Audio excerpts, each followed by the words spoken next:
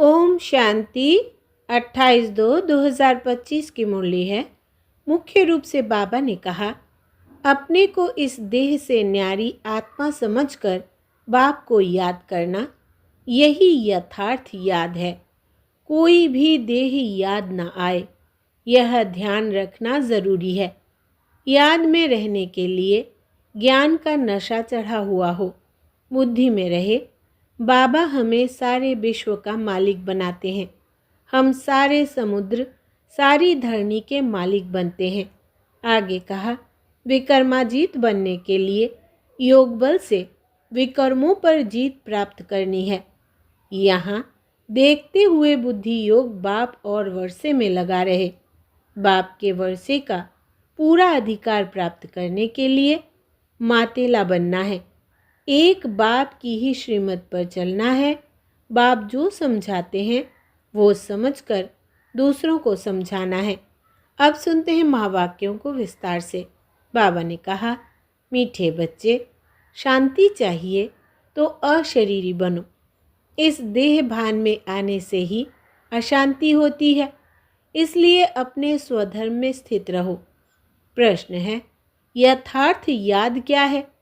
याद के समय किस बात का विशेष ध्यान चाहिए?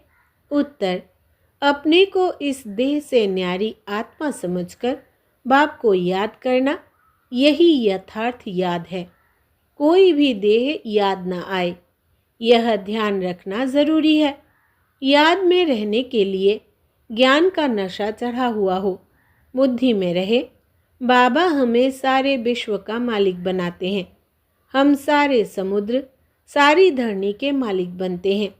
गीत है, तुम्हें पाके हमने जहाँ पा लिया, जमी तो जमी आसमां पा लिया। ओम शांति। ओम का अर्थ ही है अहम, मैं आत्मा। मनुष्य फिर समझते ओम माना भगवान, परंतु ऐसे है नहीं। ओम माना मैं आत्मा, मेरा यह शरीर है। कहते हैं ना, ओम शांति। अहम आत्मा का स्वधर्म है शांत। आत्मा अपना परिचय देती है। मनुष्य भल ओम शांति कहते हैं, परंतु ओम का अर्थ कोई भी नहीं समझते हैं। ओम शांति अक्षर अच्छा है। हम आत्मा है, हमारा स्वधर्म शांत है। हम आत्मा शांति धाम की रहने वाली है। कितना सिंपल अर्थ है, लंबा चौड़ा कोई गपोड़ा नहीं है। इस समय के मनुष्य मात्र तो यह भी नहीं जानते कि अभी नई दुनिया है व पुरानी दुनिया है। नई दुनिया फिर पुरानी कब होती है, पुरानी से फिर नई दुनिया कब होती है, यह कोई भी नहीं जानते। कोई से भी पूछा जाए दुनिया नई कब होती है और फिर पुरानी कैसे होती है, तो कोई भी बता नहीं सकेंगे।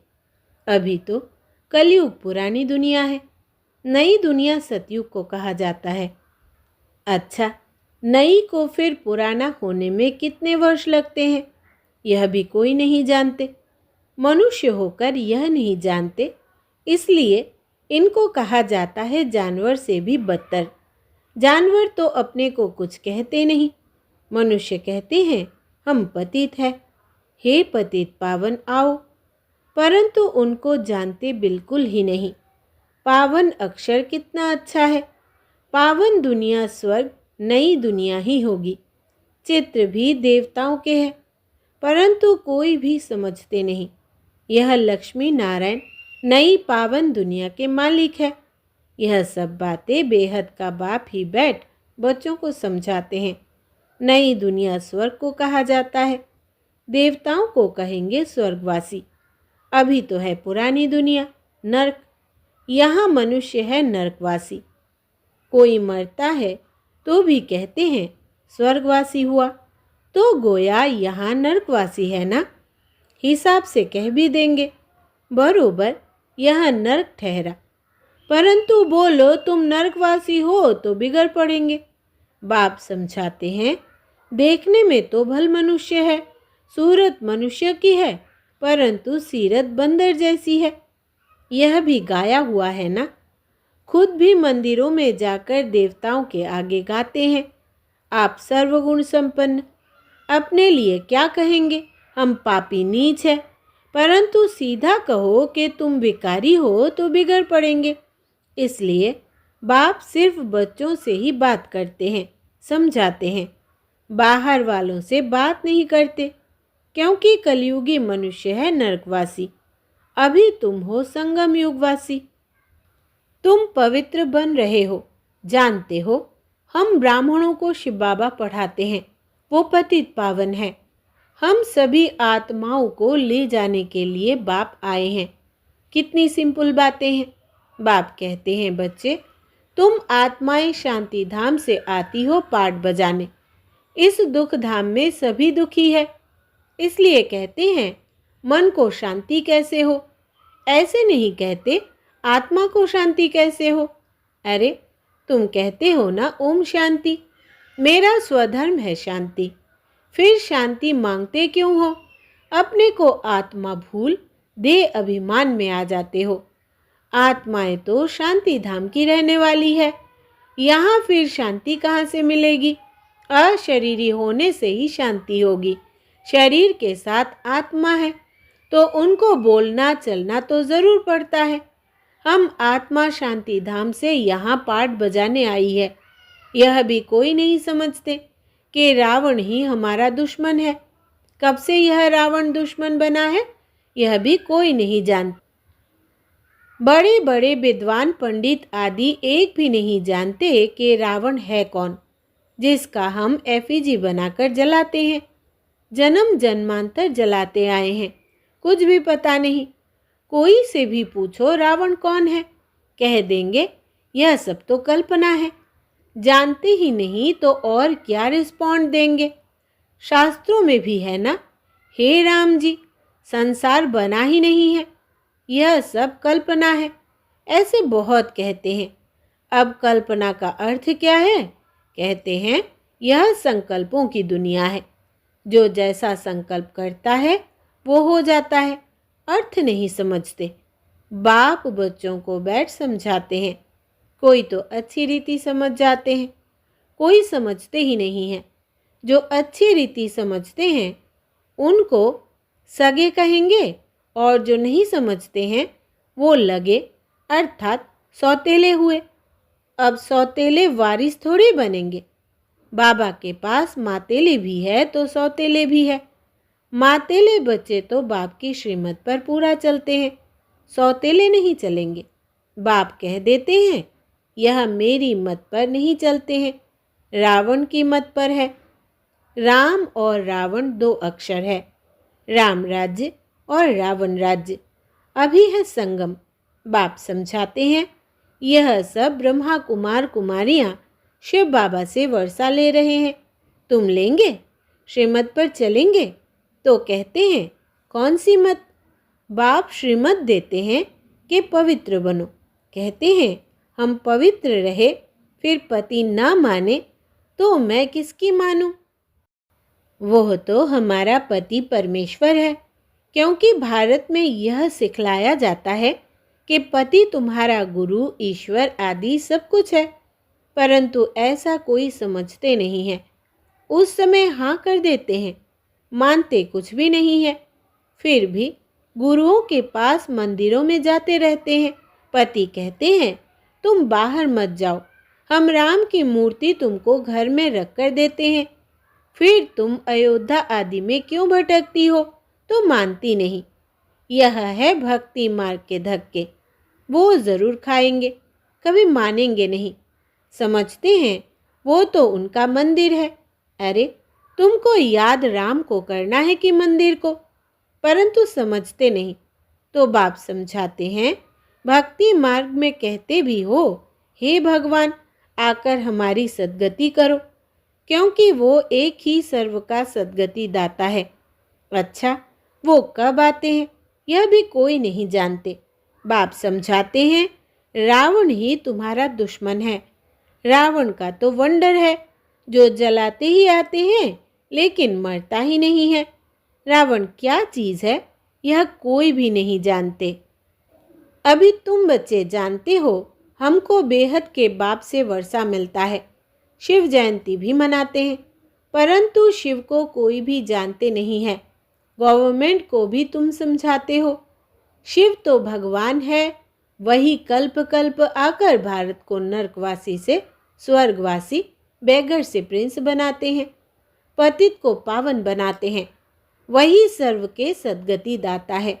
इस समय सभी मनुष्य मात्र यहाँ है।